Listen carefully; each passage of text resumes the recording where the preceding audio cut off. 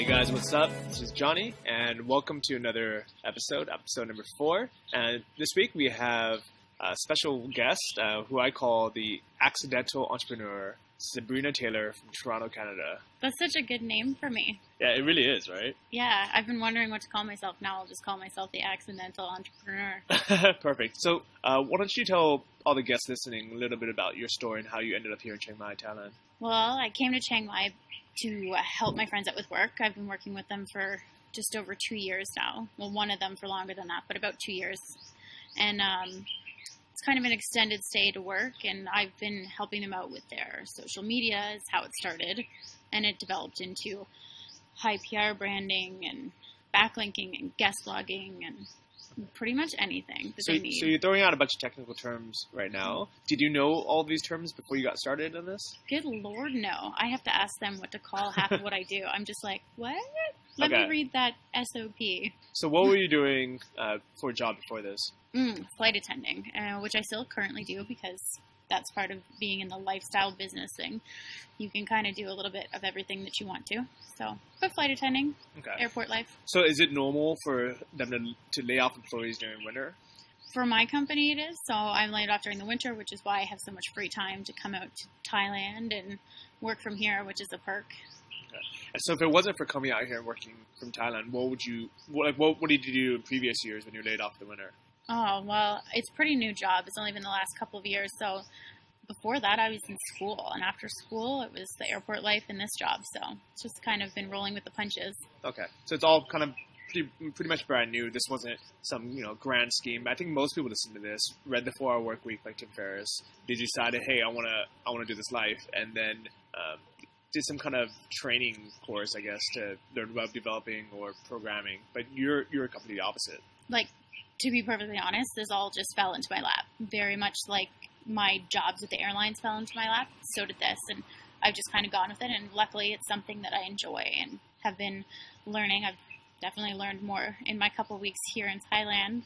So it's been educational. That's cool. I mean, so for the people listening that aren't that technically savvy, doing your job, I mean, is that something really anyone that can update their Facebook do? Or does it require more technical training? Well, you don't really need any technical training. I've learned everything from, on the go. I definitely didn't do any training for it. If you can read and write and have a little bit of, you're good with grammar, I think you should be able to do it yourself and at least at the very least figure it out. Okay, very cool. So for those who are listening and wondering what these random bird chirps are in the background, Sabrina and I are actually sitting outside of Pun Space, which is our co-working office space where we met, and a gecko just walked by. A little baby gecko. It's adorable. Wish you could see it. Yeah. And it happened to be, it's been raining a little bit the last couple of days, but... A little bit? Yeah, a lot of it. But overall, I mean, what do you think of the weather here compared to Toronto during the winter? It's been kicking my butt because I'm so used to, 15 degrees back home. Right now it's fall, and so it's a little bit chillier back there. So the 40-degree humidity is making me sweat. It's making me lose weight. That's not, yeah. Well, there you go, girls. That whole lifestyle is great being out here. I mean, overall, this is the healthiest I've been in years. I'm a clean eater, G-free, not since '93, but close enough. That's all right. And this is definitely the healthiest because everything you can pretty much pick up fresh from a farmer's market. Definitely don't use as much pesticides as North America, and everybody is kind of outside being fit. Wait, is Canada in North America? Yes. Just kidding. You can see our igloos. Nice. So let's talk a little bit about the actual lifestyle out here in Chiang Mai. Was this your first trip out to Thailand? This is my second trip to Thailand, but my first to the mountains. My first time was about a year and a half ago. I did a little island hopping with my colleagues, I guess, or whatever. My work partners. We did Koh Tao, Samoy, and Phenyang. So this is definitely a different experience, being away from the beach and not drinking buckets every night. I think for me, Chiang Mai has been the one place where I feel like I have pretty much a normal life. Yeah, this is the closest. There's gyms and yoga, there's farmers markets that you can visit, there's the co-working space. Everything that I would do if I were back home is what I could do here, but it's just, way healthier for some reason. And cheaper.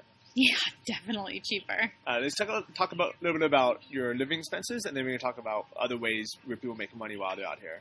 Okay. Well, living expenses are definitely cut in quarters from what it would be like in North America. Basically, I have a studio apartment here, and you can get a decent student apartment in like a safe, building. I pay $300 a month, and I get maid service, Wi-Fi, a pool, a gym. I mean, that's not too shabby for $300. Yeah, and you're a 1 minute walk away from really, really great Thai food. Yeah. And every Saturday, it's probably my favorite outdoor market, the Saturday market right by your house. Oh, I went to that this weekend. It is great, the night markets. Yeah, amazing food. I had roasted sweet potatoes, which were amazing. And then I had my once a week sweet potatoes, the only carbs I have. And I had these pork skewers, which are amazing, and a fresh coconut. And I could walk around there for hours and just snack. Love your coconut. Yeah, definitely. Speaking of coconuts, actually, on the motorcycle ride back from lunch, Johnny stopped and got a coconut. yeah, it's my daily routine, and it's 50 cents for a fresh coconut. They chop it in half for you. And what are some of your favorite foods since you've been out here? Curry. You can't beat the curry. Yeah. Spicy. And is there curry in Toronto?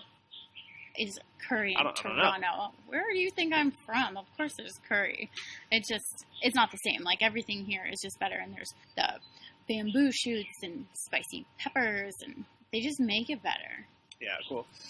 So the food's great, the weather's great, it's cheap to live here, and the other thing that a lot of people don't think about is it's actually pretty easy to make money when you're out here.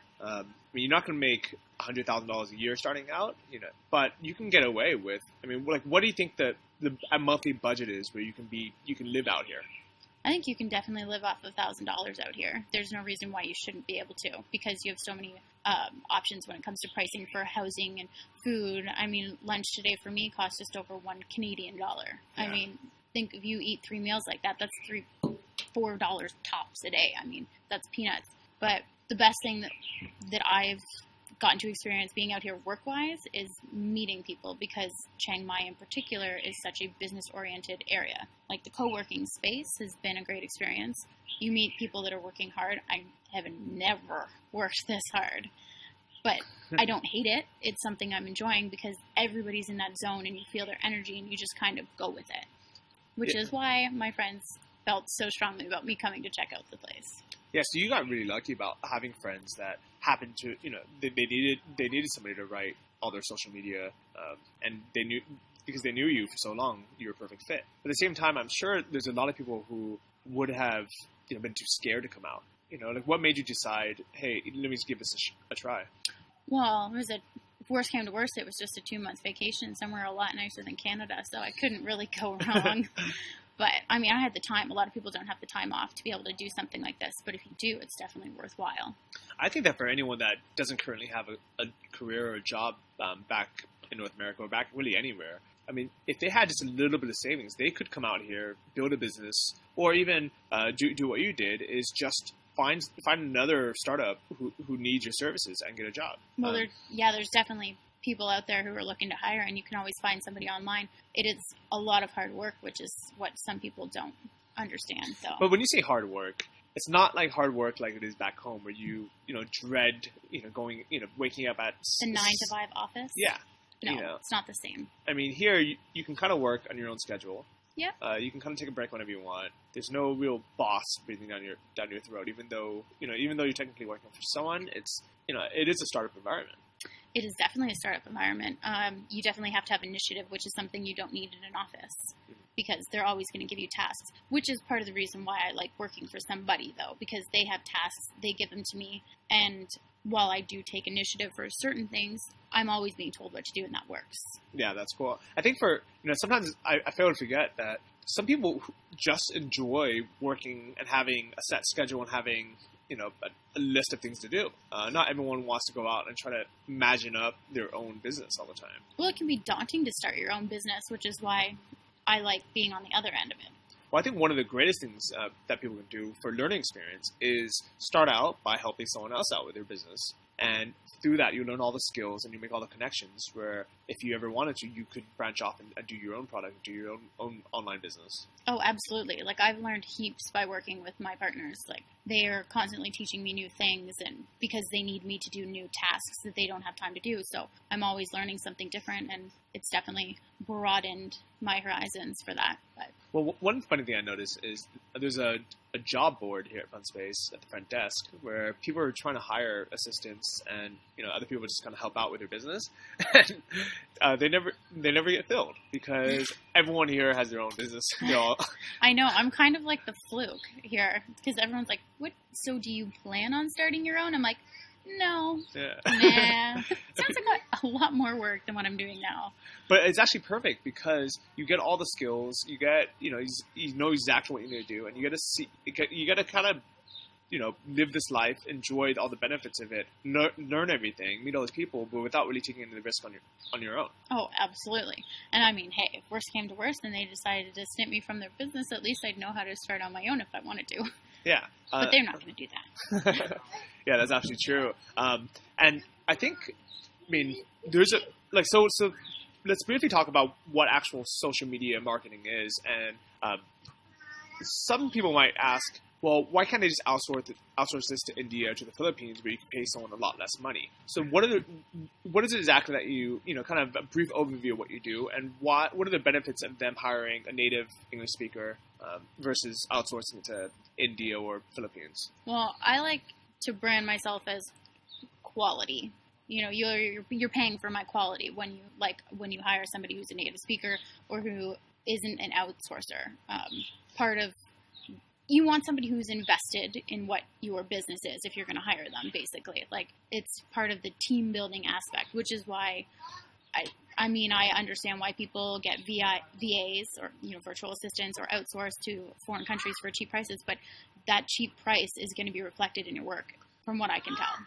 Yeah, I know, at least for now, one thing that works with manipulating Google rankings is having some related articles from high PR sites, write an article and have a link back to your site. And it doesn't really matter what the content is. It doesn't really matter what the quality of the content is, as long as it's a certain amount of words, has the right anchor text and has the right context. But I really think that Google is trying to get rid of that, and I believe they're going to be successful getting rid of that, and, you know, relatively soon, if not within a year or two. And they're going to look for real quality content, you know, that's actually written by people who care what they're writing. Well, there's always going to need to be high quality articles that pertain to exactly what you're doing, but with the high PR articles, I mean, they're still high ranking websites with the right anchor text and the right backlinks, and that's what you're building. You're building backlinks, and the material does have to reflect what you're writing on. It can't just be all willy-nilly, you know. It does have to link in to a certain extent, but with so many Google updates, it's hard. They're killing the rainforest with their updates, the pandas and penguins. I mean, you know, it's always going to be changing, but for now, it is something that definitely works for people. Well, I think one thing that will always work, no matter what, is having good quality content that people actually enjoy reading, that people actually enjoy sharing, and having it posted on places that, you know, are genuine sites that people enjoy going to, and that they're not, you know, being tricked to go to. Well, that's the art of guest blogging. Yeah. Yes. But the good thing about guest blogging is you outreach to other people. You build network with other bloggers. So when you say you have an online product you want to launch, now you have a group of people who like your material, like you, and are willing to help you spread that. So you get, you know, a broader reach when you go for that. And I definitely don't think that you could get that same following if you paid $2 an article from some guy in the Philippines who didn't really care what he was writing. No, you definitely need to have somebody who's invested in what you're writing. And it helps if you're actually enjoying what you're writing about. I've done hundreds of guest blogs, and you have to infuse personality and good grammar into those sort of things, and you're not going to get that for $2. Grammar? Ain't nobody got time for that. You better find someone for that. Or you just pay me to do it for you. Yeah, I definitely think that, I didn't even know what your official job title is, but... So you just called it Accidental Entrepreneur. Yeah, there you go. But I definitely do think that, you know, these type of jobs are going to be fast growing, especially in this economy where I know Toronto's is not as bad as the U.S. In the U.S., it's really hard to find jobs nowadays. But at the same time, it's just as easy as always to start your own business. And part of starting your own business is eventually scaling it where you do need employees. Well, yeah, I actually think the hardest part is to find people who do what I do, because anybody can start a business, but building a team within that business isn't always easy. And I've seen my partners go through that, trying to find people who are invested, who are going to give high quality work. That's tough to find out, and it would be in any given job, but it seems to be harder. I think it's harder when you're, especially when you're overseas, and they kind of have to, it's much easier to work with somebody who's here, that you can kind of just tap on the shoulder. You can meet at the office space every day and be like, hey, hands down. Like, we worked together in Canada for a year straight off their couch, but it was good because you could bounce ideas off each other, and we were always around each other. And then we've had exactly 10 months in between before I landed in Chiang Mai, and that having 13,000 kilometers between us and working is tough. It is incredibly tough. So even just being here for the 2 weeks I've been, you can tell how much easier it is. Yeah, definitely. One thing that I'm in the process of doing right now for my own business is for one of my e-commerce stores. I take customer orders on the phone sometimes, and right now that I've been traveling, the time zones are completely reversed. Mm-hmm. So people are calling me at 4 a.m, and it's just going straight to voicemail. And I know I'm losing some sales from that. For now, I actually decided, let me just let it go to voicemail, and kind of while I slowly figure it out. But eventually, I do need a hired assistant. I actually need to hire someone in the U.S. so they can pick up the calls at the right time. But because it's so hard for me to coordinate with people in the U.S., I can, if it wasn't for that specific need, there's no way I'd want to, partner up or hire somebody to help with the business that's in a different time zone. I'd rather be able to just see them and just have lunch with them and be like, hey, this is what we need to do today. Yeah, well, it's definitely easier to be in the same time zone, but when you're working with something that's in a different country, yeah, it's harder to find those employees too, I would imagine. Yeah, so let's talk a little bit about the random various jobs that people have been doing online that you've just met. How long have you actually been here? Almost 2 weeks exactly. Okay. And you've met quite a few people since you've been here. What are some random jobs? Because that's usually the first thing you ask each other, right? What do you do? Yeah, well, the most random would be the one I heard today at lunch, selling erectile dysfunction pills. There is a niche for everything here. There are e-commerce, which I had to have described to me again today at lunch. So a lot of people in e-commerce, a lot of people creating their own online products, like study guides for certain subjects, or affiliate marketing. What else? A lot of e-commerce I've run into. There's a lot of programmers out here. A lot of people writing code beside me, which just looks like gibberish on a screen. Yeah. Usually anytime you see a black screen with green text. Yeah. There's definitely a lot of people there. I met a couple that are developing a body app for your phone, so you can chart your body weight. Yeah, body track it. Everything. It's a good app. I have that on my phone. We met a guy who makes all the Crime City games on the iPhone and Android. There's a guy that I met who has Panda D&B, which is a YouTube channel where he has guest DJs upload their new D&B mixes onto his site. And that's cool. Yeah. So really, there's all these different random jobs that can be done while traveling out here. Well, yeah, you could do just about anything. And the best is because you're meeting people in different niches, you get to bounce ideas off each other and learn something new, and maybe learn about something you'd never heard of and incorporate that into whatever it is that you're doing. And that can make all the difference in your business. Yeah, and being out here has definitely been the best education that I've ever had for learning these skills, these business skills. Absolutely. This is probably better than getting an MBA. Oh, is it? I really believe so. I wouldn't want to do an MBA, so I'm not going to disagree with you. I actually met a business owner recently who, he had his online business for a few years and decided to go back and get his MBA thinking it would benefit him. And about a month into the class, he realized, I'm being taught by professors who have never successfully built a business. There you go. And, you said it earlier today that, part of having your own business is you don't really have an overhead when you have an online. Not really. It's nothing substantial. Like if you were to open a restaurant somewhere or a store, you have major overhead that you need to cover. And who has that kind of cash these days? Yeah. So doing it online, you basically have the teeniest overhead possible, like domain names and web hosting and whatnot. And then the rest is just gain. Yeah, and that allows me to do a lot of things like offer free shipping promotions and, offer a lot of value in which other companies wouldn't be able to do because they have to spend all their money paying for employees, paying for rent, paying for equipment, paying for inventory. I mean, if you ask me to start, so let's say we wanted to start a store that sold, water bottles in Canada, in Toronto. I mean, what would some of those upfront costs be? They'd be outrageous. You're looking at marketing, branding, the actual cost of materials. Those are things that you don't have to worry about online. Not to mention renting a storefront. I mean, getting a competition 12-month lease on it. We'd have to take out a huge business loan and put our credit on the line basically to open a storefront. And we'd have to hire employees, buy a cash register, pay for utilities. I mean, it would be hundreds of thousands of dollars to get into a business that we don't even know if it's going to work. Yeah, definitely. Versus being out here and starting an online store or online business. If it doesn't work, I really didn't lose anything. I mean, like I've started... And you got a good experience out of it. Yeah, definitely. So... Brain fart.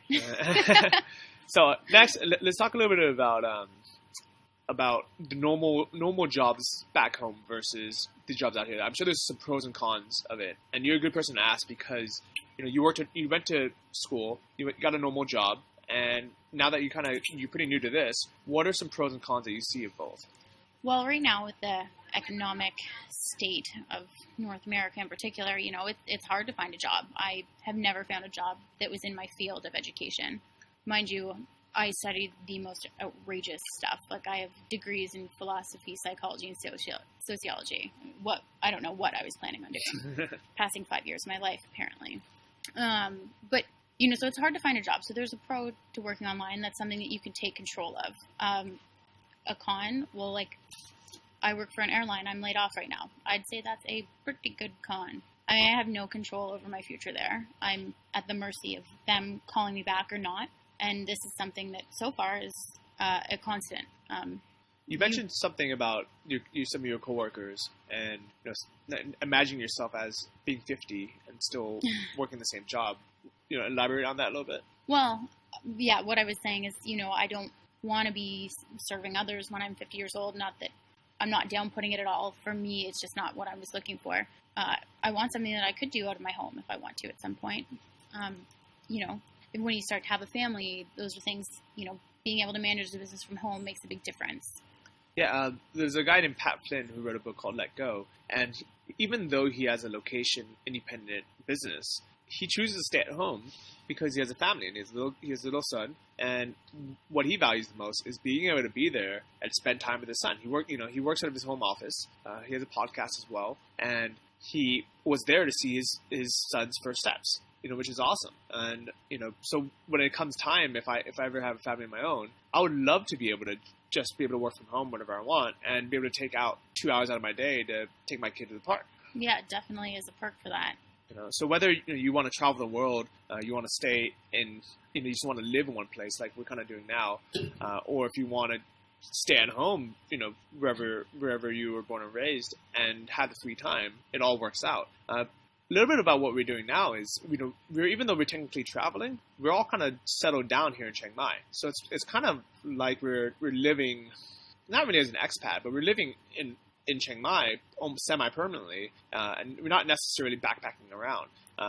Versus what I used to do, a lot of people would do is they would just kind of live out of a backpack, live in dorms, live here and there for a couple of weeks. What are some of the benefits you see of putting down your roots in a place like Chiang Mai? Well, you can kind of have the best of both worlds if you want. Like if you're a nester, I'm a nester. I like to build a home around myself. You can do that. You can have all your regular routines. Like I said, the farmer's market, your gym or yoga, your work, all that is something that you can find here. It's not necessarily something you'd find on a smaller island. And like if you were backpacking, you'd be constantly on the go. It's affordable, which makes it so much easier as well. Yeah. Well, actually, one thing that I'm doing is, so I'm looking for another apartment. I'm staying in a hotel for a month, which is awesome, just being able to have that flexibility to do so. there's no way I'd be able to afford to pay for a month at the Marriott back home. But here I'm actually at a really nice hotel, and I pay about $400 a month. And I was thinking, should I upgrade to? I sign a contract for a nice place that's, let's say, $600 a month, where I get a 1-bedroom apartment, and then basically live in a suite. Or should I have the flexibility of staying in a slightly cheaper place that's still, very nice, but I wouldn't mind just leaving it empty for 3 weeks at a time when I go down to the islands and hang out for, just to party. See, I'm a bit of a minimalist, so I don't have a problem. I don't need all the bells and whistles that come with a bigger place or something. I mean, I don't even have a microwave in my apartment. But you don't need to with the amount of food around here. I mean, like, literally a block away from your house, you have everything. 20 different food places. Yeah, so that's kind of why I don't feel the need to do something upgraded. Whereas in Toronto, for example, I would never live like this. Yeah. But I think also back home, it's, most people aren't really excited about their day-to-day life, so they need somewhere to go back to relax. And a lot of people on weekends, I know, at least for me and all my friends, we'd work so hard Monday through Friday at a job that we didn't necessarily love. And our weekends were reserved for going out partying, drinking all night, and then just laying around all Saturday and Sunday, kind of in a hungover state. Yep, that sounds like a typical back home activity for sure. Yeah. Yeah, it's not like that here. But here on weekends, we'll go cliff jumping at this beautiful lagoon. There's waterfalls, there's hiking, there's the quarry, the night markets, documentary, like outdoors and stuff. It's crazy. Yeah, and we're close enough where if we wanted to, we can take a short flight somewhere. Yep. Like, I'm planning on going to Cambodia for a few weeks the next time my visa's up, just because it's never been there. I figured they have these ancient temples called Angkor Wat. Yeah, I booked a trip there for the end of November. Really? Okay. Mm-hmm. Very cool. And there's in January I'm gonna go down to the full moon party. Worth seeing. Yeah, and I mean, even for I remember, I think it was a few years ago, we were hanging out in Thailand, and a friend said, "What are you doing for New Year's?" They have cheap flights to Bali. And we're like, all right, well, let's go to Bali.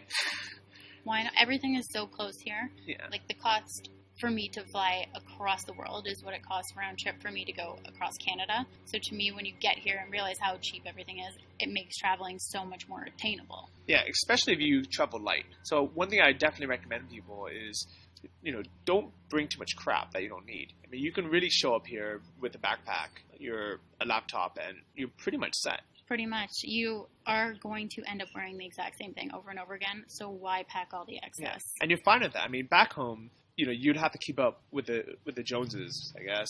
I mean, if I've noticed this with girls, and tell me if this is true or not, is if one of the, if all the girls in the group are wearing flats all the time, then you feel comfortable wearing flats. But as soon as one or two of them start wearing heels, you feel like you have to wear heels as well. It instantly kicks in that you want to wear heels. It is. I have to say, though, it's super nice to just wear sandals all the time. And you look fine in it. I mean, and in a dress. Yeah. And the thing is, I don't think guys even notice this. I mean, I really you don't did. know. Yeah. Didn't but you? The thing is, I guess, I noticed it out of a comfort thing, but I didn't notice it as in, oh, wow, why is she not wearing heels? Because here it'd just be impractical. Yeah, it's true. It's like even wearing makeup. Most of the girls here don't even wear makeup because it's too hot, and who cares? Is it pretty easy to live out here as a girl? Yeah, it's pretty breezy. Okay. I mean, I know as a single guy, it's super easy for me just to pack up, move into a place, not worry about, safety or anything, but from a woman's point of view. Well, yeah, I guess it's a bit different traveling as a woman. I came here by myself, but knowing that people were here, but Thailand feels like a relatively safe country. I mean, I always watch as my mother calls it, my 6 o'clock, but, it's... You're talking about your butt. Yeah, my back end, yeah. But, besides that, like, I feel comfortable. I mean, I walk the night market by myself, and I don't feel like I'm going to get robbed. We leave our laptops in cafes. I mean, obviously, the fear isn't huge. So... Yeah, I'm actually kind of guilty of that, too, where back home, even in, like, San Francisco and California, where it's relatively safe, but there's no way I'm going to leave my laptop, sitting out when I go out to, leaving it somewhere, even when I go to the bathroom. You can't even leave your phone in, like, a Starbucks in Toronto without it disappearing. Yeah. No, you just wouldn't do it. It's a very different culture here for that. Yeah. But here I'm actually very guilty of just leaving my laptop out. Actually, every day for lunch. I know it's a co-working office, so relatively it's enclosed environment, but I have a brand new MacBook Air and I just leave it on the table when I go to lunch for an hour. Oh yeah, that's exactly what we all did today. No, it's, one day we might kick ourselves in the pants when we show up and it's not there, but hopefully that doesn't happen because it just doesn't seem to be. I've been doing that for months, and I'm just going to keep doing that because it's absolutely fine. So, I mean, I'm not saying nothing bad ever happens out here because, I'm sure there is crime. Well, there's always going to be a horror story, right? It's just, like I said, watch your 6 o'clock and you should be good. And, behave accordingly. It's a different culture, so you behave a different way sometimes. But it's definitely not as bad, or even close to being as bad as, the fears that people have who've never traveled. I mean, when people, hear that you moved to Thailand, I mean, what are some of the misconceptions that they had? Oh, that it's war-torn, I'm going to get kidnapped, I don't know, I'm going to get drowned by a tsunami. It's ridiculous. My dad went on a rampage looking up stuff that I was gonna drink white brew fluid in a bucket and die, huff helium balloons or whatever it is. There are common misconceptions, but I mean, would you behave like that at home? No. So why would you behave that way here? I think if you just mind your P's and Q's, you'll be fine. There's always going to be misconceptions, but and I think a lot of the things that people do is because they're 18, they've never traveled before. Maybe they're from the United States where they weren't even allowed to drink back home, and now they're out here drinking, unlimited amounts of cheap liquor out of a bucket. The buckets will kill you no matter what age you are. Well, Don't drink the buckets. One thing that I think is really cool is, having this new generation of people in their late 20s and 30s who are starting to travel and doing more of an entrepreneur lifestyle travel versus the young backpackers. For the first couple of years that I traveled, I never really met anyone who really made money online. So it was really hard to have motivation for me to build my own business. But now that I've found Chiang Mai, I've found Pun Space, I've found people who are successful, it's so much easier. And you're really lucky, you're really fortunate to just jump straight into that. I definitely did luck out. Yeah. Have you met anyone else, let's say that's not kind of part of this huge circle, like English teachers, for example? No. I think I've met maybe one English teacher, and that's it. And she's just visiting, sort of passing her way through. But no, everyone kind of sticks to their, you're the digital nomad, you kind of stick with your other digital nomads. And I think that they, ESLs, they stick with them. And but I'm also integrated myself with, I came to visit my best friends as much as I came to work. So I've spent most of my time with them. That's cool. Well, one thing that I noticed hanging out with some teachers is they live a normal 9-to-5 life, and they get paid. I think they get paid around $30,000 a month, which is about $1,000 US, which is actually plenty to live. But there's something about them that I think they realize that $1,000 a month that they're making, they only make while they're actively working. So as soon as they aren't working, as soon as they they're sick or they decide for whatever reason the semester is over, that money it doesn't come in anymore. So they have to really be frugal about their savings. While I think the biggest difference with kind of more the digital nomads, the people that have the online business, is they know money comes in no matter what, and no matter where they go. Well, I think also is that with the digital nomad, your potential is limitless. Yeah. So how hard you want to work will determine how much you make, which is, I know why so many people drive to do it. Like for me, I'm in this world, but I pick up extra work if I need it, but for the most part, I stick with my regular, and so I'm at a set limit, but I do have the opportunity to get a new client because of my, and I air quote this, expertise. Yeah. So, that is definitely a skill that, you're building, and you're building yourself, even without you really knowing it. You're building yourself a client base, you're building yourself a brand, you're building yourself something that eventually will be scalable. Yeah. Versus if you're working on a normal job, it's really not scalable unless you decide to open your own airline. I don't ever think I'll have that much money, and I would hate to do it. I think I'll just stick with my partners. So before I let you go, what are 3 tips? It doesn't have to necessarily have to do with business or traveling or entrepreneur, but just 3 things in general that you think that people can really take action on starting today that would help their lives. Well, a heads up for needing 3 tips would have been helpful. But Like, let's see. yeah. Okay, so on the ball, let's say number 1. Tip number 1 is don't just see online entrepreneurship as a risk. Because as you've seen back home, having that so-called 9 to 5 isn't necessarily secure. So what makes online, so risky? So open your mind to it. Tip number 2, work hard and be good at what you do, because nobody wants to spend their money on crap quality. And you won't build yourself a business or a brand or a name for yourself that isn't good if you don't produce good quality work. And tip number 3, oh my God, have fun with it. I mean, what's the worst that's going to happen? Yeah, the worst that can happen is you leave the dreaded winter back home, you have a vacation, you meet some cool people, you see some cool experiences, and you go back with a new set of skills and a new perspective on life. You said it. Very cool. So if you guys want to get in touch with Sabrina, you can leave a comment on our blog. This is episode 4 at the Travel Like a Boss podcast. Any final words? I think I said it all. All right, guys. Take care and see you next week. Thank you for listening to the Travel Like a Boss podcast. If you want to hear more, including the bonus How to Choose the Perfect Niche episode, join our mailing list at travellikeabosspodcast.com. See you next week, and remember, if you want to travel like a boss, you need to be your own boss. So start your online business today and start living the lifestyle you've always dreamed of.